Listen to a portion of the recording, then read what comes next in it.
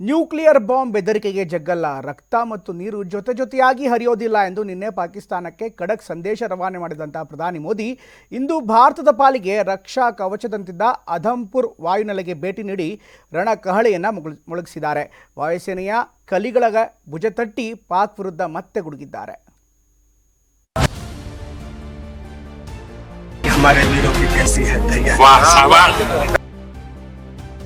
भारत माता की ऑपरेशन सिंदूर पाकिस्तान को कई दिन तक नींद नहीं आया। अब फिर कोई टेरर अटैक हुआ तो भारत जवाब देगा, पक्का जवाब देगा। भारत माता की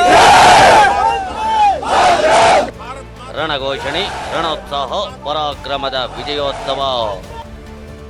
भारत माता की, भारत माता की। ಪಂಜಾಬ್ನ ಆದಂಪುರ ವಾಯುನೆಲೆಯಲ್ಲಿ ಮೋದಿ ರಣಕಹಳೆ. ಯೋಧರ ಸಾಹಸಕ್ಕೆ ಮೆಚ್ಚುಗೆ, ಪಾಕ್ಗೆ ಕಠಿಣ ಸಂದೇಶ. जब भारत के सैनिक मां भारती की जय बोलते हैं तो दुश्मन के कलेजे कांप जाते हैं। ಆಪರೇಷನ್ ಸಿಂಧೂರ್ ಮೂಲಕ ಭಾರತ ಪಾಕಿಸ್ತಾನಕ್ಕೆ ಮರ್ಮಾಘಾತ ನೀಡಿದೆ. ಆಪರೇಷನ್ ಸಿಂಧೂರ್ ಸಕ್ಸಸ್ ಬೆನ್ನಲ್ಲೇ ನಿನ್ನೆ ದೇಶವನ್ನ ಉದ್ದೇಶಿಸಿ ಮಾತನಾಡಿದ್ದ ಪ್ರಧಾನಿ ಮೋದಿ, ನಮ್ಮ ಹೆಣ್ಣು ಮಕ್ಕಳ ಸಿಂಧೂರ ಅಳಿಸಿದವರನ್ನ ಸರ್ವನಾಶ ಮಾಡಿದ್ದೇವೆ. ಪಾಕಿಸ್ತಾನ ಅಣ್ವಸ್ತ್ರ ಬೆದರಿಕೆಗೆ ಜಗ್ಗೋ ಮಾತೇ ಇಲ್ಲ. ಭಯೋತ್ಪಾದನೆ ಸಹಿಸಲ್ಲ. ರಕ್ತ ಮತ್ತು ನೀರು ಒಟ್ಟಿಗೆ ಹರಿಯಲ್ಲ. ಉಗ್ರವಾದ ಮತ್ತು ವ್ಯಾಪಾರ ಜೊತೆಯಾಗಿ ಹೋಗಲು ಸಾಧ್ಯವಿಲ್ಲ ಅಂತ ಖಡಕ್ ಸಂದೇಶ ನೀಡಿದ್ರು.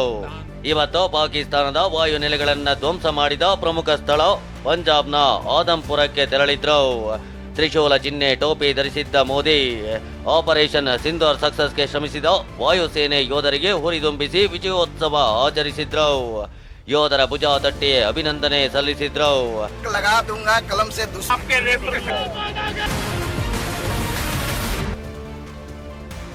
ಭಾರತದ ಮೇಲೆ ಮತ್ತೆ ದಾಳಿ ಮಾಡಿದ್ರೆ ಪಾಕ್ ಸರ್ವನಾಶ.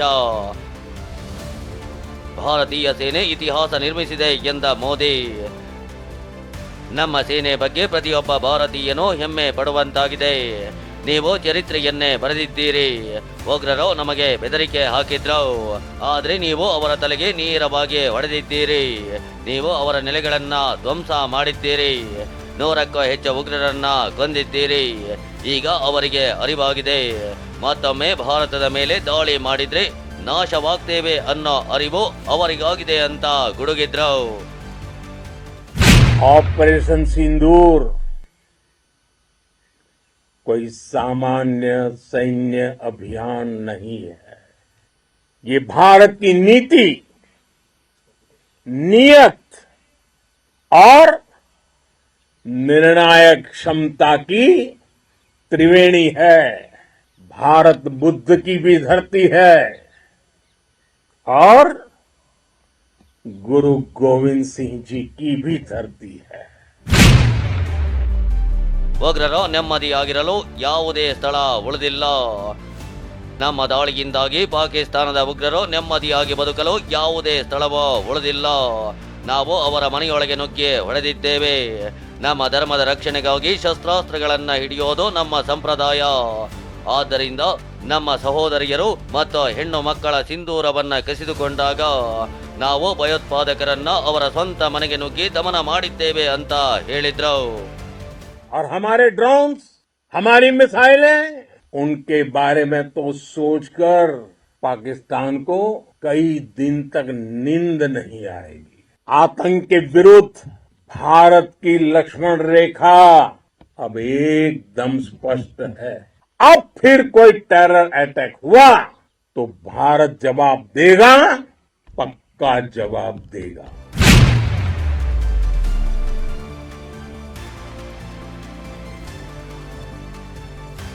ಭಾರತ್ ಮಾತಾಕ್ಕೆ ಜೈ ಎಂದಾಗ ಶತ್ರುಗಳ ಹೃದಯ ನಡುಗುತ್ತದೆ. ಭಾರತ್ ಮಾತಾಕ್ಕೆ ಜೈ ಎಂಬುದು ಭಾರತ ಮಾತೆಯ ಗೌರವಕ್ಕಾಗಿ ತನ್ನ ಪ್ರಾಣವನ್ನೇ ಪಣಕ್ಕಿಡುವ ದೇಶದ ಪ್ರತಿಯೊಬ್ಬ ಸೈನಿಕನ ಪ್ರಮಾಣ. ಯುದ್ಧ ಭೂಮಿ ಮತ್ತು ಕಾರ್ಯಾಚರಣೆಗಳಲ್ಲಿ ಇದು ಪ್ರತಿಧ್ವನಿಸುತ್ತದೆ.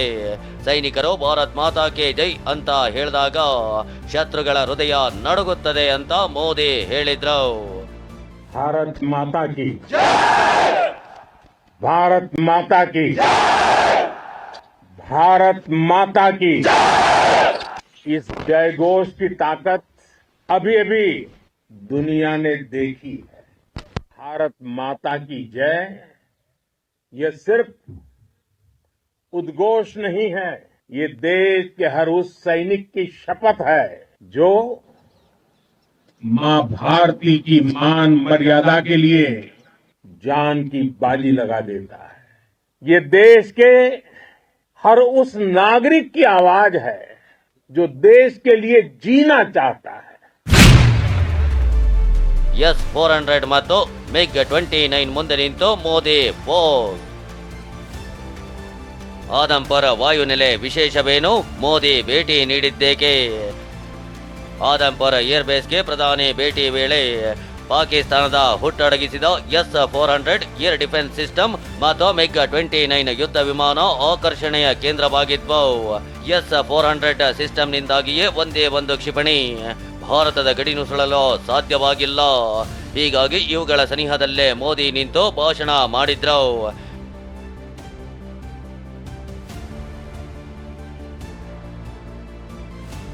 ಇನ್ನು ಮೋದಿ ಆದಂಪುರ ವಾಯುನೆಲೆಗೆ ಭೇಟಿ ನೀಡಿದ್ದೇಕೆ, ಇದರ ವಿಶೇಷಗಳೇನು ಅಂತ ಒಂದೊಂದಾಗಿ ತೋರಿಸ್ತೇವೆ ನೋಡಿ.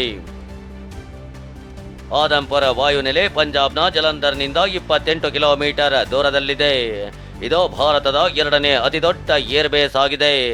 ಇನ್ನು S-400 ಏರ್ ಡಿಫೆನ್ಸ್ ಸಿಸ್ಟಮ್ ಕೂಡ ಇಲ್ಲೇ ಇದೆ. MiG-29 ಯುದ್ಧ ವಿಮಾನಗಳ ಸ್ಕ್ವಾಡ್ರನ್ ಕೂಡ ಇದೆ. ಆಪರೇಷನ್ ಸಿಂಧೂರ್ ಯಶಸ್ವಿಯಲ್ಲಿ ಈ ವಾಯುನೆಲೆ ಪ್ರಮುಖ ಪಾತ್ರ ವಹಿಸಿತ್ತು. ಏರ್ ಸ್ಟ್ರೈಕ್ ವೇಳೆ ನಿರ್ಣಾಯಕ ಪಾತ್ರ ವಹಿಸಿತ್ತು. ಇದೇ ಏರ್ ಬೇಸ್ನಿಂದ ಕ್ಷಿಪಣಿಗಳ ಉಡಾವಣೆ ಮಾಡಲಾಗಿತ್ತು. ಇನ್ನು ಆದಂಪುರ್ ಏರ್ ಬೇಸ್ ಮೇಲೆ ಪಾಕ್ ಮಿಸೈಲ್ ದಾಳಿಗೆ ವಿಫಲ ಯತ್ನ ನಡೆಸಿತ್ತು. ಅಲ್ಲದೆ ಆದಂಪುರ್ ಮೇಲೆ ದಾಳಿ ಮಾಡಿದ್ದಾಗಿ ಪಾಕ್ ಸುಳ್ಳು ಹೇಳಿತ್ತು. S-400 ಸಿಸ್ಟಮ್ ಹೊಡೆದು ಹಾಕಿದ್ದಾಗಿ ಬಡಾಯಿ ಕೊಚ್ಚಿಕೊಂಡಿತ್ತು.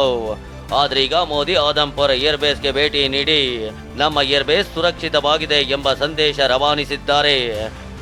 ಒಟ್ನಲ್ಲಿ ಆಪರೇಷನ್ ಸಿಂಧೂರ್ ಸಕ್ಸಸ್ ಆಚರಣೆಯೊಂದಿಗೆ ಮತ್ತೆ ನಮ್ಮ ತಂಟೆಗೆ ಬಾರದಂತೆ ಪಾಕಿಸ್ತಾನಕ್ಕೆ ಮೋದಿ ಕಠಿಣ ಎಚ್ಚರಿಕೆಯನ್ನೇ ನೀಡಿದ್ದಾರೆ.